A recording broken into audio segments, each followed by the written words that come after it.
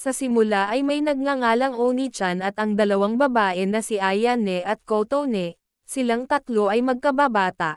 Nagalit si Ayane dahil nakalimutang bumili ni Oni-chan ng tinapay.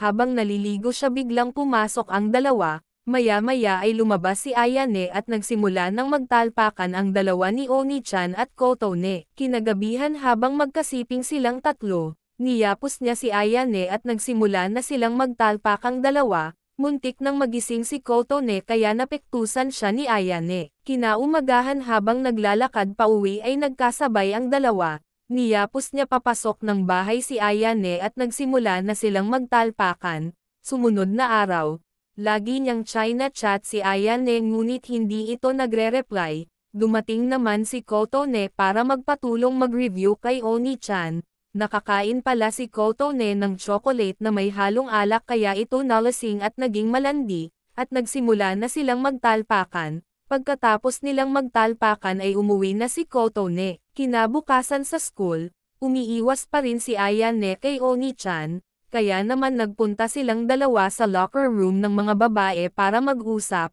Biglang dumating ang mga babae kaya nagtago silang dalawa sa loob ng locker. Pag-alis ng mga babae ay nagsimula na silang magtalpakan. Sumali naman si Kotone at Oni-chan sa takbuhan at nanalo silang dalawa.